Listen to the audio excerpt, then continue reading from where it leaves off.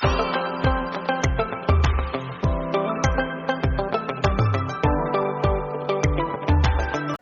Students, good morning. मैं हूं दीक्षा। आज हम पढ़ने वाले हैं सबसे पहले स्टोमेटा के स्ट्रक्चर के बारे में। तो स्टोमेटा कहाँ पाए जाते हैं? पौधों में एक प्रकार का सिस्टम यानी कि तंत्र होता है जिसे कहते हैं ऊतक तंत्र। अब इस ऊतक तंत्र में कई लेयर्स होती हैं। तो इसमें सबसे बाहरी जो लेयर होती है वो होती है एपिडर्मल लेयर, यानी कि एपिडर्मल ऊतक तंत्र।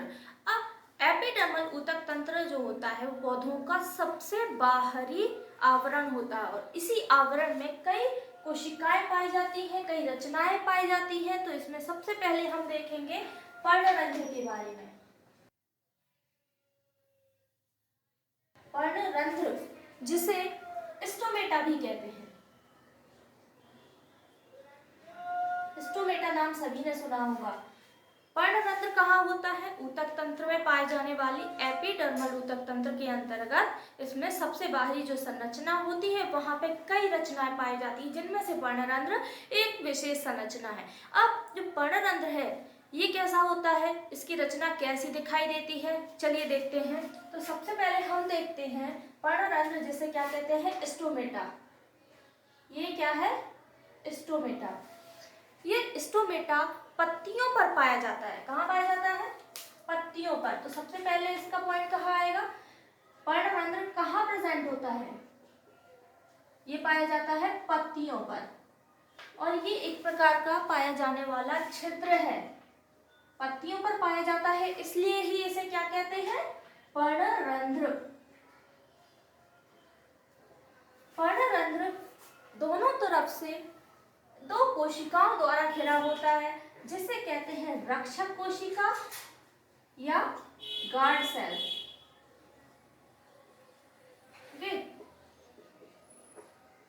ये जो रक्षक कोशिकाएं होती हैं इनका शेप देखो, ये क्या है? स्टोमेटा है और इसके बाहर है ये दो, ये क्या कहलाती है? रक्षक कोशिकाएं। रक्षक कोशिका का आकार होता है किडनी के आकार का, यानी कि कैसी होती है? किडनी के आकार की दिखाई देती है या जिसे वृत्ताकार भी कहते हैं। ठीक है, ये यानी कि जो रक्षक कोशिका है वो किस आकार में होती है? वृक्क के आकार की होती है और या किडनी के आकार का भी कह सकते हैं। इनकी संख्या कितनी होती है? 2 होती है ना। जो स्टोमेटा होता है वो किसके द्वारा घिरा होता है? रक्षक कोशिकाओं के द्वारा घिरा होता है और रक्षक कोशिकाओं की संख्या कितनी होती है? 2 होती है। अगर आप इसको पॉइंट्स बना के पढ़ेंगे तो आपको इजीली याद हो जाएगा। अब देखेंगे हम रक्षक कोशिकाओं में बीचों बीच में क्या होता है? केंद्रक पाया जाता है ना। और केंद्रक के अलावा रक्षक कोशिका में बहुत सारे क्लोरोप्लास्ट होते हैं। क्लोरोप्लास्ट मतलब कि हरित लवक। अब इन हरित लवक का कार्य क्या है? भोजन का निर्माण करना है ना, भोजन के निर्माण में सहायता प्रदान करना और इसी के कारण ही पत्तियों का रंग हरा होता है। अब क्लोरोप्लास्ट कहाँ पाया जाता है? रक्षक कोशिकाओं में। तो रक्षक कोशिकाओं का रंग भी कैसा होगा?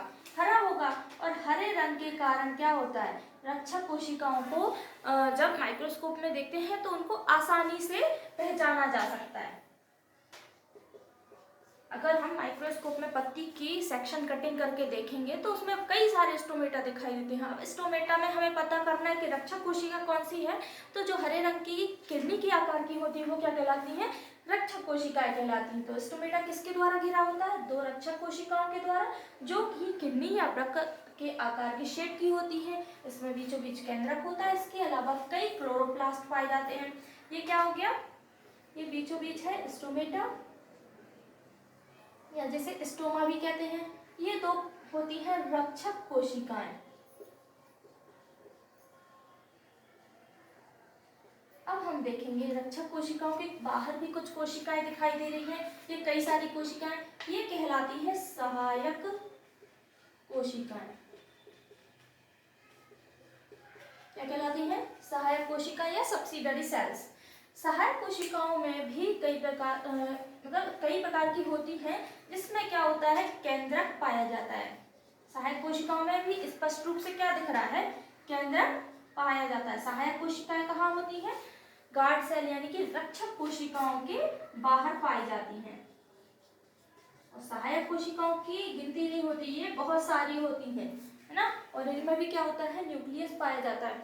पर्णरंध्र यानी कि स्टोमेटा का कार्य क्या है? बाष्पीकरण का नियंत्रण करना, और इसके अलावा बाष्पोत्सर्जन की क्रिया भी इसी के द्वारा होती है। तो ये क्या करता है? बाष्पीकरण का नियंत्रण करता है, और इसका एक मुख्य काम है पेड़ पौधों में श्वसन की क्रिया का भी संपन्न कराता है। श्वसन की क्रिया में भी सहायक कौन होता है? स्टोमेटा।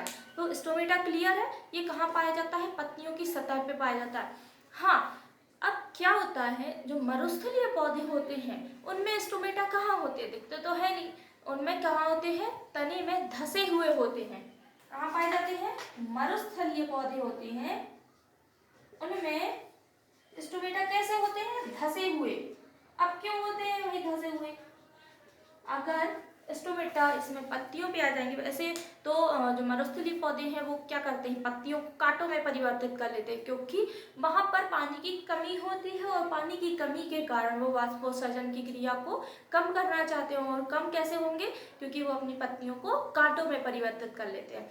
अब जब पत्तियां कांटों में परिवर्तित हो जाती हैं तो ऑब्वियसली इनमें वाष्पोत्सर्जन की क्रिया भी कम होगी और जल की हानि भी कम होगी, तो इनमें जल का बचाव भी हो जाता है। ओके, तो वाष्पोत्सर्जन की कमी को कम करने के लिए मरुस्थलीय पौधे क्या करते हैं? कांटों में परिवर्तित कर लेते हैं पत्तियों को, और पत्तियों में जो पाए जाने वाले स्टोमेटा है वो कहाँ चले जाते हैं? तने में चले जाते हैं और धस जाते हैं, इसलिए इनमें धसे हुए स्टोमेटा पाए जाते हैं। अब आते हैं जलीय पौधे। तो जलीय पौधों में स्टोमेटा एब्सेंट होते हैं, इनमें स्टोमेटा नहीं पाए जाते हैं। ठीक है, इनमें स्टोमेटा अनुपस्थित होते हैं।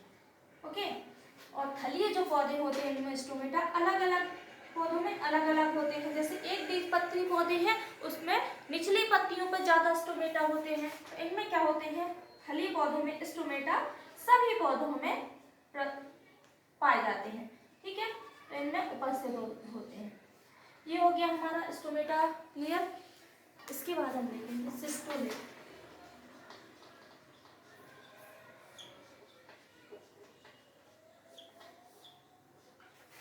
अब ये सिस्टोलेट क्या है? तो जो सिस्टोलेट होते हैं पत्तियों में कैल्शियम कार्बोनेट का जमाव हो जाता है। किसका जमाव हो जाता है? कैल्शियम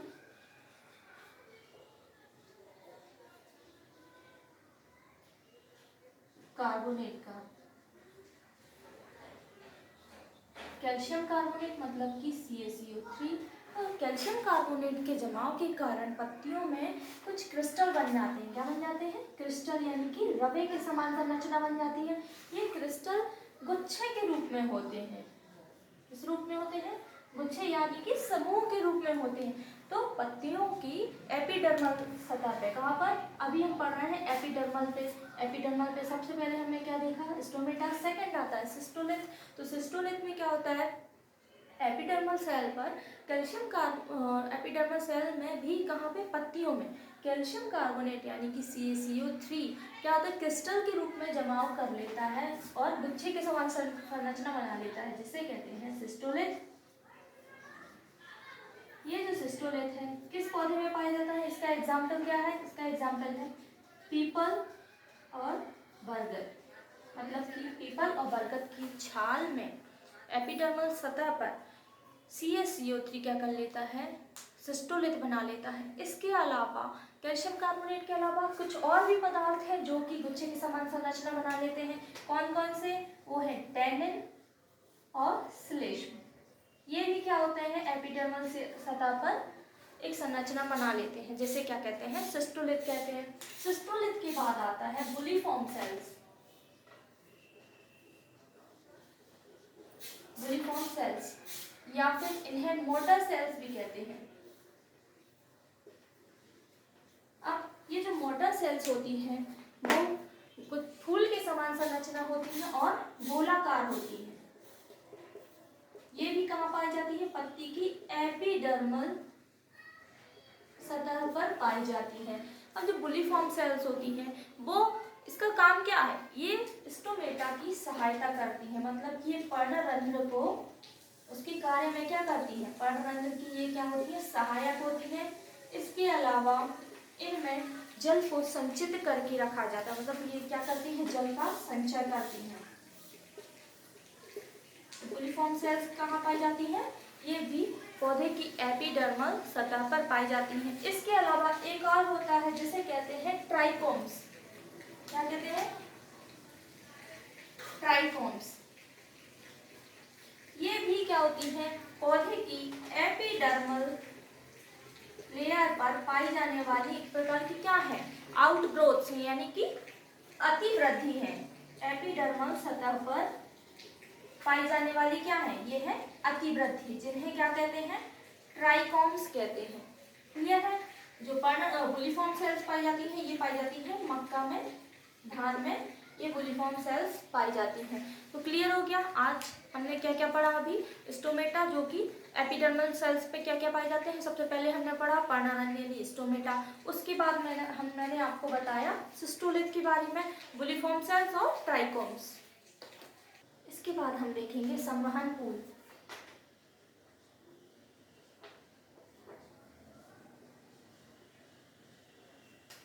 संवहन पूल किससे बना होता है? संवहन ऊतक से। अब ये संवहन ऊतक क्या है? संवहन ऊतक पौधों में पाए जाने वाला वह ऊतक है जो जल और खनिज लवणों का संवहन करता है, इसलिए इसे क्या कहते हैं? संवहन ऊतक। अब संवहन ऊतक के अंतर्गत आता है संवहन पूल। संवहन पूल जो होता है वो 3 चीजों से मिलकर बना होता है। किस किस से? ये 3 चीजों से मिलकर बना होता है। कौन कौन से? देखो, जाइलम, सेकंड फ्लोएम, और थर्ड है कैम्बियम। मतलब कि ये 3 चीजों से मिलकर बना होता है। कौन कौन सी? जाइलम, फ्लोएम और कैम्बियम। जाइलम, फ्लोएम और कैम्बियम, ये तीनों मिलकर ही संवहन पूल का निर्माण करते हैं। अब देखेंगे संवहन पूल के प्रकार। संवहन पूल जो है वो मुख्य रूप से 3 प्रकार के होते हैं। कौन कौन से होते हैं? सबसे पहला जो होता है वो होता है अरीय। पहला क्या होता है? अरीय। सेकंड प्रकार होता है इसका संयुक्त। तीसरा होता है इसका संकेंद्री। ठीक है, तो सबसे पहले हम क्या देखेंगे? अरीय। अरीय जो संवहन पूल होता है, इसमें जाइलम और फ्लोएम अलग अलग त्रिज्या पर होते हैं। मतलब ये कैसे होते हैं? जुड़े नहीं होते ना। जाइलम और फ्लोएम कैसे होते हैं? अलग अलग त्रिज्या पर होते हैं, और इसमें कैम्बियम अनुपस्थित होती है। संवहन पूल के जो प्रकार है वो कैम्बियम की उपस्थिति और अनुपस्थिति के आधार पर ही बांटे गए हैं, और इसमें जो जाइलम फ्लोएम की स्थिति है वो भी दर्शाई जाती है। लेकिन हम मुख्य रूप से जो देखेंगे कैम्बियम की अनुपस्थिति और उपस्थिति के आधार पर ही इसके प्रकार है। तो पहला प्रकार क्या है? अरीय। अरीय मतलब होता है इसमें अल्टरनेट होते हैं, रेडियस, यानी कि जो जाइलम और फ्लोएम होते हैं वो अलग अलग त्रिज्या पर होते हैं और एकांतर होते हैं। ये मुख्य रूप से पाए जाते हैं जड़ों में। किसमें पाए जाते हैं?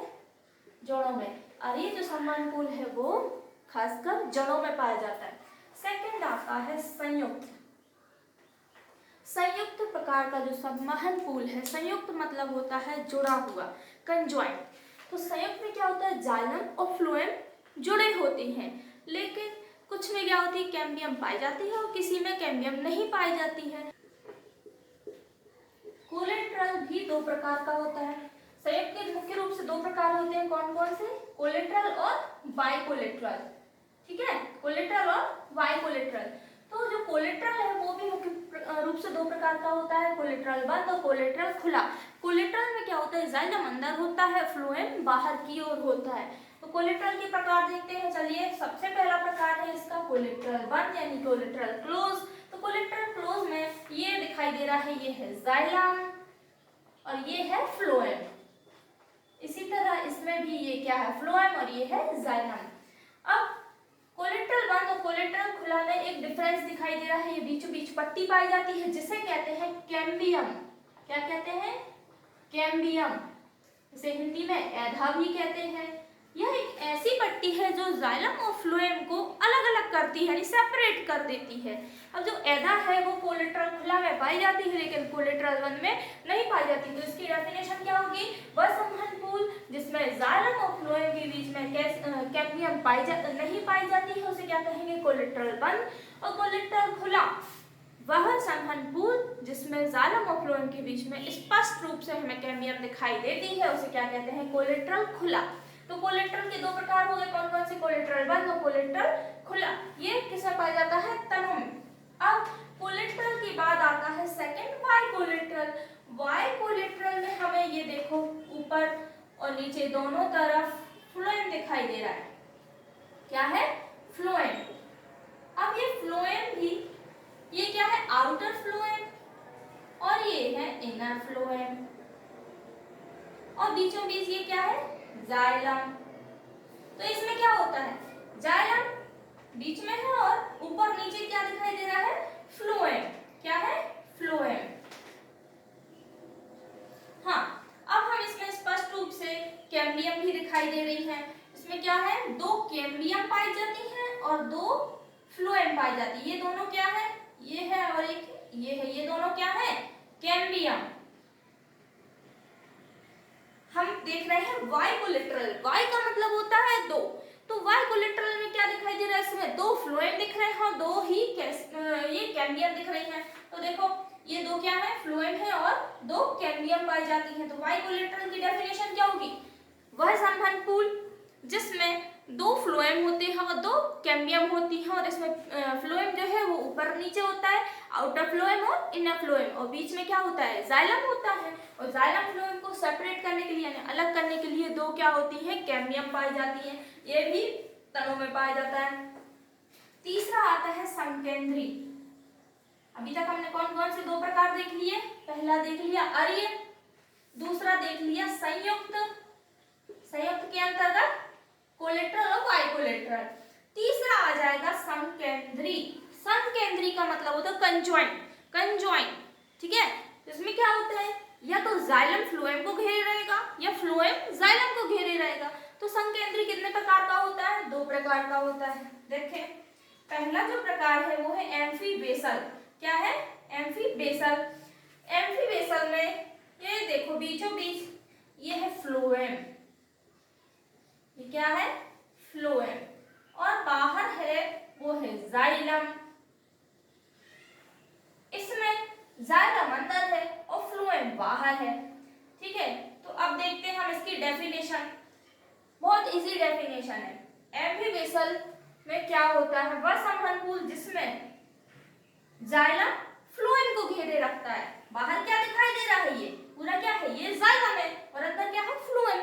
तो एम्फीबेसल में क्या होगा? जाइलम फ्लोएम को अंदर की ओर घेरे रखता है। मतलब फ्लोएम क्या होता है? सेंटर में होता है, केंद्र में होता है। जाइलम चारों ओर से फ्लोएम को घेरे रखता है। Just opposite एम्फीक्राइबल। एम्फीक्राइबल में क्या होता है? जाइलम कहाँ है? सेंटर में यानी कि केंद्र में है, और फ्लोएम कहाँ है? चारों ओर है। मतलब कि जाइलम को फ्लोएम चारों ओर से क्या करता है? घेरे रखता है। ठीक है, ये दोनों जो संबंधपूल है वो किस में पाए जाते हैं? जलीय पौधों में, है ना? ये जो है सभी प्रकार के जब ये जलीय पौधों में पाया जाता है, और ये युक्का, ड्रेसिना, इन सब में इस प्रकार का संबंधपूल देखने को मिलता है। तो स्टूडेंट्स, आज का लेक्चर यहीं समाप्त होता है। उम्मीद है आपको पसंद आया होगा। चैनल को लाइक करें, शेयर करें और सब्सक्राइब करें। Thank you.